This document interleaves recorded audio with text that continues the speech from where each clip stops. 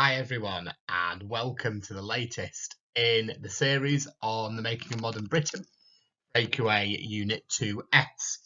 Today we're going to look at the fall of Margaret Thatcher and the rise of May. So, first of all, the fall of Margaret Thatcher. We've spent quite a lot of time in the last couple of videos talking about Thatcher's economic policies and about society. And we know, of course, that Thatcher was one of the most controversial, if not the most controversial prime ministers that we study in this unit. She divided opinion. Those who supported her thought she was the best prime minister possibly ever. Those who opposed her really did dislike her, to say the least. But by 1990, it was clear that it wasn't just the opposition from the usual suspects and from the people who always opposed her. Thatcher was increasingly popular within her own party as well. And in November 1990, the moment that people imagined might never have happened, Margaret Thatcher resigned as Conservative leader and therefore as Prime Minister. And there were a number of reasons for this. First of all, there were economic reasons. Inflation had gone up to about 11% by 1990. That was higher than 10 years earlier in 1980. We talked in the previous video about Nigel Lawson as Chancellor and his expansionary economic policies, and these had led to a boom which included rising prices. Now, of course, this was not something that monetarists were supposed to believe in. Monetarism, crucially, acknowledged that rising unemployment might be okay, but that was supposed to be about bringing prices down and controlling inflation. So for an avowedly monetarist government to have 11% of inflation, that was not what was supposed to be. We've talked in previous videos, of course, about the poll tax as well. Thatcher absolutely determined to press ahead with the poll tax, despite those riots in Trafalgar Square in March of 1990, despite the clear knowledge that it was very, very unpopular, including with many Conservatives as well. And this added to an overall perception with the public and with her own party as well that Thatcher was out of touch. Even some of her own cabinet increasingly concerned about her style. Some people accused her of what we call a bunker mentality. There she was, hunkered down with a few very close advisors, burying her head in the sand, to stretch the metaphor, refusing to acknowledge that there were genuine problems and real criticisms as well, listening only to a very small circle of advisors who pretty much told her what she wanted to hear. In addition, there were particular issues which caused problems between Thatcher and her cabinet, not least Europe. Geoffrey Howe and Nigel Lawson were not fully pro-European, but certainly recognised the advantage for Britain at being at the heart of the EC. Thatcher increasingly hostile to that, and that led to a growing rift, particularly with Geoffrey Howe. And there were political problems as well. One of the safest ways of telling that a government may be in trouble is heavy by-election losses in safe seats, and that's exactly what happened in the October. Eastbourne, down on the south coast, a big retirement town full of traditional Conservative voters, a really, really safe seat, and that goes to the Liberal Democrats. And a lot of Conservatives really did begin to question whether Thatcher was the right leader by this point. And Labour was riding high for the whole of 1990. Labour was ahead in the polls. It looked like Neil Kinnock had finally achieved his aim of breaking with the past, of reforming Labour enough so that plenty of the public believed that they provided the best alternative. And so the pressure was growing on Thatcher, and it grew even more on the 1st of November 1990 when Geoffrey Howe resigned from the government. Howe had been Chancellor, he'd been Foreign Secretary. When he resigned, he was Leader of the House of Commons and also Deputy Prime Minister. And it was Geoffrey Howe's resignation speech that really sealed Thatcher's fate 12 days later. Now, to understand this, you've got to understand Geoffrey Howe. Geoffrey Howe was a man of strong political opinions, but also a very softly spoken man, seen as very courteous. Labour's Dennis Healey once described debating with Geoffrey Howe as like being savaged by a dead sheep. So for Geoffrey Howe to make such a powerful and damning speech really was quite shocking at the time. And Howe said it's now time for other people in the Conservative Party to consider their own positions and to consult their own consciences as well. And one person who did that was Michael Heseltine. We've come across Heseltine before. He'd been Defence Secretary. He'd resigned in '86 over the Westland affair. He's now a backbench Conservative MP, and he decides to challenge Thatcher for the leadership. Heseltine does well, 152 votes, not quite as well as Thatcher, who gets 204, but that isn't enough. The way the voting system was set up, Thatcher needed a few more than that, and so there had to be second ballot, and Thatcher was wounded. 152 of her own MPs voting against her was a really, really significant number. And increasingly, there were calls from Thatcher to go. And what she did the night after was meet each of her cabinet ministers one by one. And the majority said to her, look, we will vote for you on a second ballot, but we think you shouldn't stand. We really do feel it would be best for you to resign. Thatcher was furious, she was devastated, but recognised that they were right. And so she resigned, and 11 years of Thatcher as PM come to an end. There's then a second ballot, Heseltine remains in it. Douglas Hurd, as Foreign Secretary, stands as well, but they're both beaten by Chancellor of the Exchequer, John Major, who becomes Conservative leader and Prime Minister. Now, Thatcher continued to divide opinion long after she'd resigned, and even after her death in 2013. What you can undeniably say, though, is that love her or hate her, her impact on not only the Conservative Party, but also on Labour, particularly in the new Labour years of Tony Blair, was really very significant. And so Thatcher, a polarising figure, but undeniably a massively significant figure in British political history. Let's turn now to look at Major. So John Major was Thatcher's favourite by the end. He was certainly the person that she wanted to win the second ballot when she'd resigned. And generally speaking, he was seen as one of us, as Thatcher used to say, as a Thatcherite. He subscribed to Thatcherite economic principles, and that's undoubtedly true. Thatcher was right about that. The thing about Major, though, and one of the reasons why he won was because he was different in his style more than anything.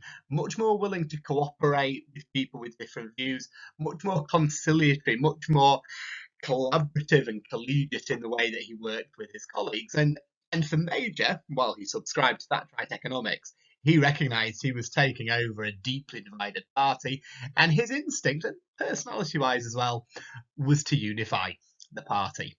But that was going to be easier said than done. There was a sense among the hardline Thatcherites that Thatcher had been betrayed and should never have been forced to stand down. Heseltine was seen in those quarters as a real hate figure. But Major got off to a good start. A lot of the press were supportive. Conservative supporting tabloids tended to welcome him. And for the first time in quite a while, the Conservatives went ahead in the polls. And this is a honeymoon effect, as we tend to call it, that we see a lot with the new Prime Minister, but it was also a sign of just how unpopular Thatcher had become. It wasn't so much that people seemed to dislike the Conservatives, it was just they'd had enough of Thatcher. Now, Major, we've already said, has clearly got a big task in terms of unifying the party, but his to-do list is bigger than that as well. Part of it's about foreign affairs. Iraq had invaded Kuwait in August 1990, and the build-up to what we now call the First Gulf War had already begun. Obviously, the poll tax is very high up on the agenda as well, and Major begins the process of doing what Thatcher refused to do, which is scrapping the poll tax. Now, that was controversial. Thatcherite MPs still felt the poll tax was the right system, but ultimately Major did get his way, but it took a little while. But eventually, in November 1991, the council tax was introduced, and this was the replacement for the poll tax and the system of funding local councils that we still have today.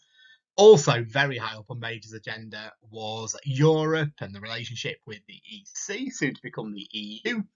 And Major was very clear his approach was going to be different to Thatcher's. like pretty much every Conservative MP by the 90s, Major was not an outright pro-European. He was sceptical about aspects of further European integration, but nor was he a Eurosceptic in the mould of Thatcher either. And Major wanted to steer this middle way between outright pro-Europeanism and hardline Euroscepticism. And he was clear that while the EU needed reform, he wanted to see Britain very much part of it, and talked about Britain being at the very heart of Europe. Moving on to 1992, obviously Major had inherited Thatcher's term, which had begun in 1987, and an election had to be called in the spring of 1992. And when that election was called, even though Major had been popular in the honeymoon period, people imagined Labour was going to win. By the time you move through 1991, Labour is ahead in the polls again, and by the time you get to April 92, Labour's been well ahead. Their poll average is 41% compared to 29% for the Conservatives. And yet, the story of this election is a surprise victory for the Conservatives, albeit with a relatively small majority and smaller than any of Thatcher's, but nevertheless, for a fourth Conservative term, a majority of 21 was pretty impressive. And there's a range of reasons for this. First of all, even though the economy had been struggling, was in recession, and even though people blamed the Conservative government, they nevertheless thought that it was the Conservatives rather than Labour who were more trustworthy on the economy despite everything. And so Labour was still struggling to convince people. Very much seen still as the party of high taxes as well. There was a suggestion that Kinnock and his shadow chancellor John Smith would raise taxes quite significantly if Labour got in. And all that fueled these doubts among some voters about whether Labour really had changed that much since the days of 1983 and Michael Foot. A week before election day, Labour had a really glitzy, almost American-style rally in Sheffield, and Neil Kinnock was introduced as the next Prime Minister. People didn't like it. It didn't seem very British, and Labour seemed complacent and triumphalist, like they'd already won. It didn't go down well. And meanwhile, John Major had gone for a much more old-fashioned approach, carrying around a soapbox, getting it out in towns like Luton, standing on it and making impromptu speeches. And people liked that. People weren't that used to politicians just being out there in the street connecting with voters. They were so used to this highly spun, TV, targeted politics. And actually, Major very cleverly went back to a more old-fashioned approach, and that stood him in good stead. As often in British elections, the Conservatives had the support of most of the press as well. The Sun, with its headline, "If Neil Kinnock wins today, will the last person in Britain please turn out the lights?" The Sun claimed that it was that headline that won it for the Conservatives. That may or may not be true, but it's certainly the case that it didn't harm Major and definitely did harm Kinnock. We're now going to move on to look at the economy, both in the period leading up to the 92 election and also the period through to 97 as well. We've talked already about some of the difficulties that Major inherited from Margaret Thatcher, and the overall economic situation was no different. Unemployment was high. It rose in the early Major years from 1.6 to 2.6 million as well. Interest rates were going up as well. Bad news for people with a mortgage. Manufacturing, and particularly traditional industry, was continuing to struggle. Output was falling. And one of the other things we saw in this early Major period as well was house prices crashing. And there was a lot of talk of negative equity, where homeowners were paying back mortgages which were actually higher than the current slumping value of their homes. And unlike quite a lot of the people who were struggling in the 1980s, who were in the north and often working class Labour voters, these were traditional Conservative voters. So not only was there economic crisis, but it was economic crisis affecting people who Major felt he could rely on normally for support. So not an easy one for those people, but clearly not an easy one for Major and the government either. And so as the 1992 election came round, the government decided to increase public spending quite significantly. Now, again, for a government still, in theory, committed to monetarism, this wasn't really what was supposed to happen. And there were various causes. Not unusual to see a government increasing spending just before an election, particularly when it gets spent on trains and buses and the National Health Service. But of course, where unemployment is increasing and unemployment benefit has to be paid out in greater amounts, then clearly government spending is going to rise as well.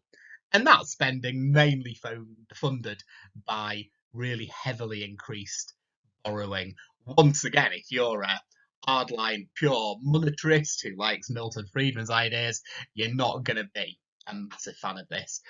Having said all of that, clearly, if unemployment was going up, the major government had to do it. And clearly, in terms of winning the election, this higher spending probably didn't do them any harm at all. Perhaps the most significant economic moment in the entire 7 years of John Major's government, though, was what we call Black Wednesday. And this is one of those occasions where you do need to know not just a year or even a month, but an actual day and date as well. The clue to what day it is in the name. And a little bit of background here. The UK had joined what we call the ERM. This is the exchange rate mechanism in 1990. The ERM had been around for several years, but Thatcher had just decided to join. She'd been persuaded that this would be a way of helping to control inflation. And what the ERM did was try and fix exchange rates between countries in the EC as much as possible. So what it meant was that when it came to other EC countries, the UK's exchange rate was pretty much fixed at 2.95 German marks, the German currency at the time, for every pound. And the pound's value was allowed to fluctuate against those other currencies, but only within a very narrow sort of band.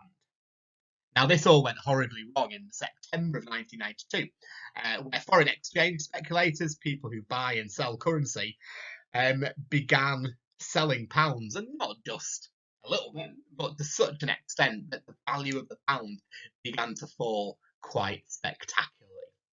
Now, the government had to step in very quickly and do something, because if the value of the pound fell too much, Britain would drop out underneath the bottom part of this narrow range and drop out of the ERM.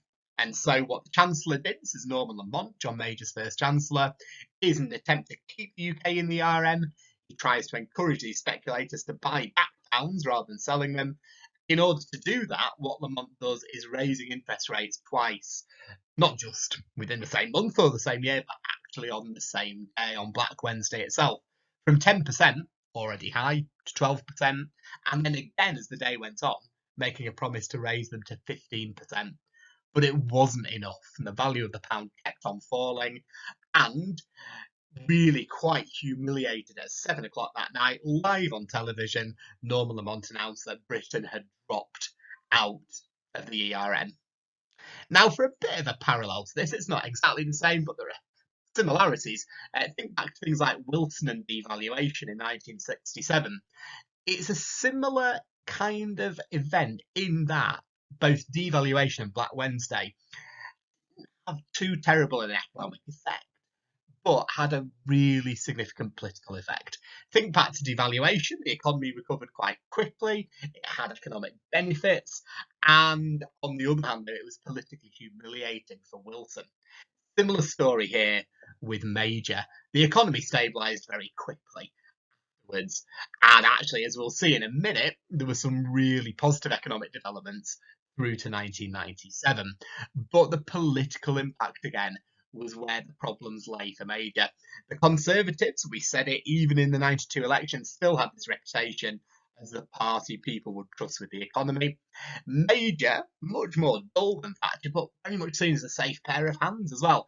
And both of those reputations, the Conservative reputation on the economy, Major's reputation as a safe pair of hands, really damaged by Black Wednesday. And the effect of that is real criticism in a lot of Conservative supported newspapers, but also the fact that Labour, which had struggled in the polls just after the 92 election, went ahead, and they stayed there for much of the next 5 years. So the political impact of Black Wednesday was really very significant. And there are some people who say, although it's 4.5 years before the Labour landslide of 97, that Black Wednesday, in many ways, was the beginning of the end of Age government. As we hinted, though, the economy in many ways did pretty well after Black Wednesday. Leaving the ERM certainly gave the government more flexibility on the economy. While Britain had been in the ERM, interest rates has had to remain high. That was in order to keep the pound stable. Interest rates could now fall. Good news for all sorts of people, not least those with a mortgage. Exchange rates, of course, as we know, were falling, and that was good news for exporters who were able to export more cheaply and whose exports therefore became more popular. There were other things as well that helped the economy to boom after 1993. The US had been in a really significant recession and was now coming out of it and was a really positive trading partner for Britain. Some of those things that we discussed in the Thatcher economy video, things like the introduction of financial deregulation in the city, all of those things were helping to lead to this overall economic boom. That's not to say that every single British person felt the benefit of those things, but certainly in terms of overall economic indicators. And by 97, if we look at Britain compared to Germany, for example, which had struggled in a sense after being reunified after the Cold War. But in comparison to some of the other competitors too, Britain was doing pretty well on all sorts of indicators. Unemployment was finally falling. Productivity had gone up, albeit just by a bit. Car ownership, something we talked about mainly in the 50s, had gone up. Consumer spending was buoyant as well. And house prices, after that slump and the days of negative equity, were finally beginning to rise. The interesting thing is, though, not many voters gave Major much credit for this. As we're going to discuss more in a minute, the Major government more and more was developing a reputation for lurching from one crisis to another. And even where things were going right, people didn't necessarily think that that was because of anything that the government had done. And those memories of Black Wednesday certainly coloured that too. One of the really significant aspects of all of this is what we tended to call sleaze in the 1990s. Now, this is about a whole range of scandals, and it's an interesting one because, particularly as we move into the 21st century, we don't necessarily see politicians having to resign because of issues in their personal life, like extramarital affairs. The problem for the Major government was that John Major had openly, in a party conference speech, talked about family values, outlined a much more socially traditional and small c conservative approach, and he talked about back to basics. There was an amazing speech talking about warm beer and cricket on the village green and old maids cycling to Holy Communion, and conjuring up this nostalgic image of Britain in an age when supposedly everybody was happily married with 2.4 children. And so when 12 at least of your own Conservative MPs have had affairs, including one of your cabinet, David Mellor, doesn't really fit. It smacks of hypocrisy at the very least. And David Mellor was the most high profile of these, splashed across the tabloids wearing his Chelsea kit. He'd been the National Heritage Secretary or the Culture Secretary. Ironically, that position, when it was created, was nicknamed Minister for Fun. David Mellor had clearly had quite a lot of fun, but obviously has to resign, doesn't fit with back to basics. And that really sets the tone for a lot of what is going on in this period. It wasn't just about sex scandals either. Very famously, there was something called the Catch for Questions affair. It involved a number of Conservative MPs, perhaps most famously Neil Hamilton, still around, now the leader of UKIP. Now, these MPs had basically been given or offered and had accepted money for asking questions in the House of Commons on behalf of Mohammed Al-Fayed. Mohammed Al-Fayed was the owner of Harrods, controversial figure in the 1990s. And clearly this was wrong, it was corrupt, and Neil Hamilton actually lost a libel case about this against The Guardian, absolutely centred on this. but totally refused to resign as an MP. Major was furious. Major felt he should have done it, but Hamilton refused. Interestingly, in the next election, 1997, in his hugely safe Cheshire seat of Tatton, Neil Hamilton was defeated by an independent candidate called Martin Bell, former journalist, standing as an anti-sleaze candidate. But that was later on. Damage was being done, and the sex scandals, push cash for questions, were really damaging the reputation of the Major government. That combination of incompetence, corruption, and sleaze was a really bad one. And there were other things as well. Jonathan Aitken had been in the cabinet. Jeffrey Archer was a leading Conservative. He'd been an MP. And they were both convicted in separate cases of lying in court, of perjury. Really seriously as well, there was something called the Arms to Iraq scandal. This was where a firm called Matrix Churchill had been allowed to supply arms to Iraq, even though Iraq at the time was a country which was very much on our blacklist. We fought them in 91, we were going to fight them in the future as well. And crucially, the government had been involved in allowing this and then had really not been very honest about it. And an inquiry called the Scott Inquiry, reported back in 1994, used this brilliant phrase. It said the government had been economical truth, basically suggesting that the government certainly had not told the whole truth. And sleaze really stuck to the Major government, and the media and satirists in particular really went for the government on this. What we often found, and whether it was in Private Eye with the Secret Diary of John Major, whether it was Spitting Image with Major's grey puppet eating peas and nothing else, whether it was in The Guardian where Steve Bell, the cartoonist, pictured grey John Major with his underpants above his trousers, whether it was all of those, Major generally was shown as being quite well-meaning, a nice guy, all right himself, but really quite boring and just incompetent, in charge of a sleazy government lurching from one crisis to another. It was a terrible and damaging. But of course, there was plenty of other things that the Major government was doing, some controversial, some less so. Like we said, Major was a Thatcherite and he extends privatisation. Coal is privatised in 1994, the railways in 1996, although interestingly, even Major doesn't privatise the post office. It became clear that was going to be very controversial, and that was ultimately abandoned. There were further closures of the mines. Michael Heseltine, as Environment Secretary, introduced those in 1991. There was opposition, and Heseltine briefly changed his mind, but the closures did eventually go ahead. They included 31 mines being closed in Nottinghamshire. Now, you'll remember from a previous video that the Nottinghamshire miners had broken away from the NUM and from Arthur Scargill during the miners' strike. And there were Conservatives who said, well, this is a terrible reward for people who actually helped us during the miners' strike. Nevertheless, the closures went ahead. Some other major policies that you need to be aware of is PFI, that's the Private Finance Initiative. This involved private companies being given contracts to basically manage projects within the public sector and to provide the finance for it as well. This was controversial. Some people felt this was the beginnings of the privatisation of public services. Other people said it was a sensible step in terms of the public and private sectors working together.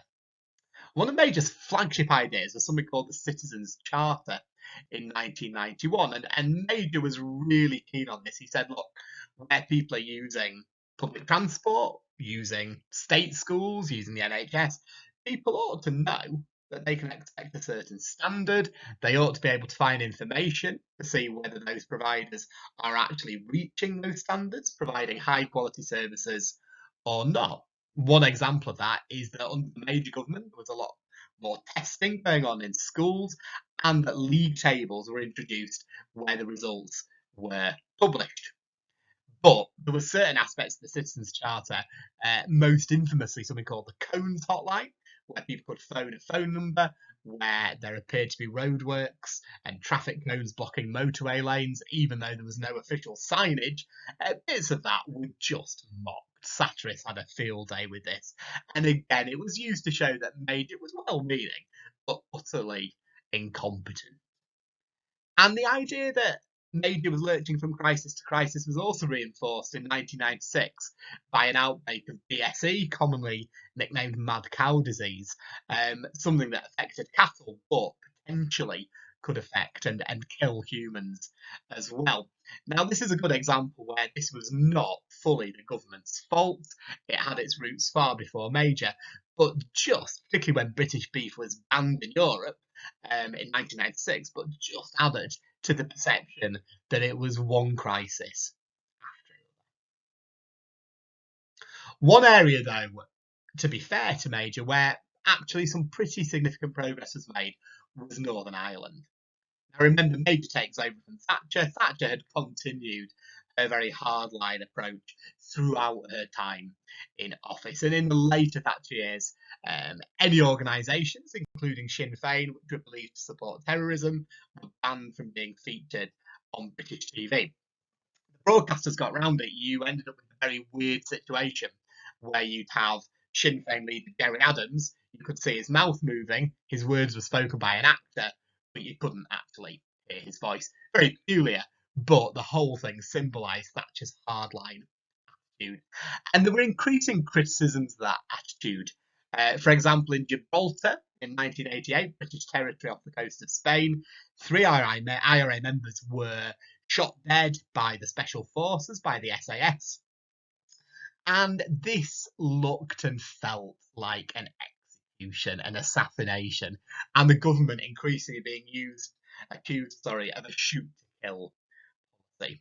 And things were just continuing to get even worse in Northern Ireland itself.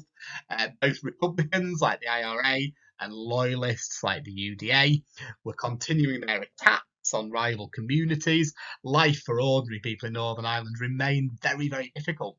But also the IRA was active. There were bombs in mainland Britain in the later Thatcher and early Major years too.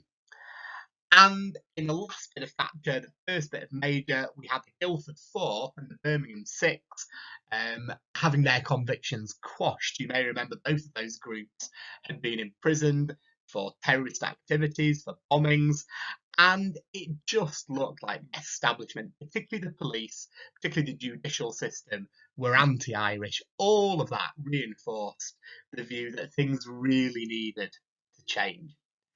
And that change began to come in 1993, where the government got intelligence that Sinn Féin actually was willing to talk about peace. Remember, Sinn Féin are the Republican political party, always historically very close to the IRA. Now, this was kept secret at the time, but Major was very much up for this. Like we said before, his whole style was more conciliatory than Thatcher's. Temperamentally, politically, he is a unionist, as Conservatives tend to be, but because he was a unionist, he was able to be trusted by other unionists. They didn't think he would suddenly start talking to Sinn Féin and sell them out or betray them. So unionists tended to trust Major.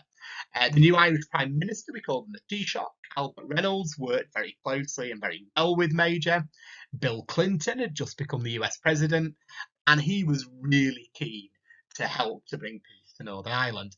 So Major is spurred on by all of those things.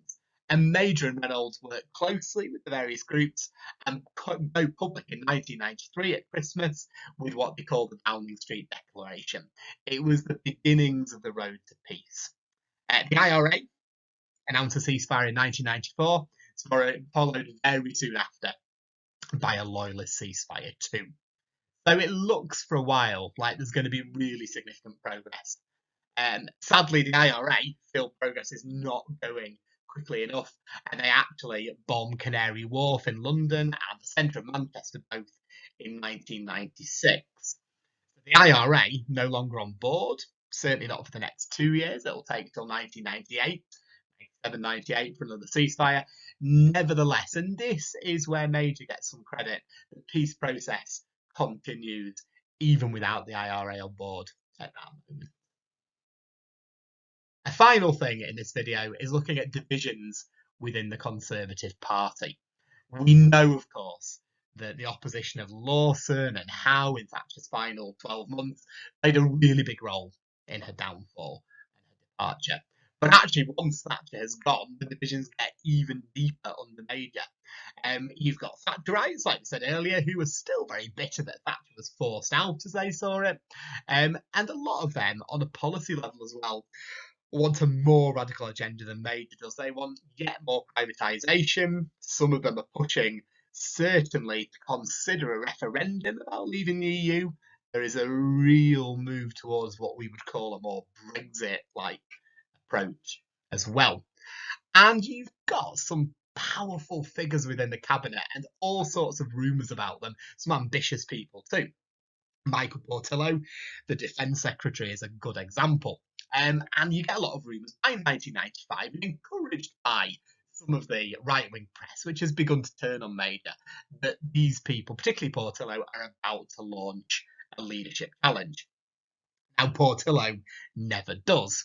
But John Major is so furious and so frustrated by all of this that he resigns in 1995 and calls a press conferences where he says to his opponents, it is time to put up or shut up. I think he also says, back me or sack me. He resigns and says, I'm going to have a leadership contest. If you want to take me on, then do it. And John Redwood, one of these arch Thatcherites, he's the Welsh secretary, does challenge Major. He resigns from the cabinet, takes Major on, but Major wins, and it's a very comfortable victory, 218 to 89. Michael Heseltine, who's become a really leading ally of Major's, very publicly supports Major. He's rewarded with the title of Deputy Prime Minister afterwards. But it's not easy for Major after this. 89 MPs was not enough to bring him down, but it's still a significant number of your own MPs who are so clearly against you. Major, of course, has got a very small Commons majority. Some by-election losses mean it's even smaller than the 21 it began as. A lot of the press, obviously some of the more left-wing press, but some of the right-wing press as well, very critical of Major. And 1994, of course, with the death of John Smith and the election of Tony Blair as Labour leader, Major is now facing somebody who is enormously popular in the media and with the country. Blair's a really difficult opponent. There's also the shadow of Thatcher. Thatcher has not gone away. She publishes her autobiography in 1993, which is lukewarm at best in its support for Major. She also very publicly supports Redwood against him in 1995. And so the story of the Major government, particularly after 1992, is one of crisis, it's one of division, it's one of sleaze, it's one in which Major never stopped being respected and reasonably liked by at least some of the press and the public, but in the end, it's nowhere near enough. And in 1997, of course, it's Tony Blair and Labour win a landslide victory. Huge thank you to Tom for another excellent video. Please hit like to show your appreciation for Tom's work. If you have any questions or comments, please leave those underneath. Please do subscribe to Alan History Nerd if you haven't done so already. There is plenty more on this particular Unit 2S, Modern Britain. There's also videos on Russia, on the Tudors, on the American Civil War, loads of history on there. There's also a whole very large section now on A-level politics. You can also now find us on TikTok. So we're trying to make great swathes in social media and all that. So again, huge thank you to Tom, and thank you everybody for watching. I'll see you all soon.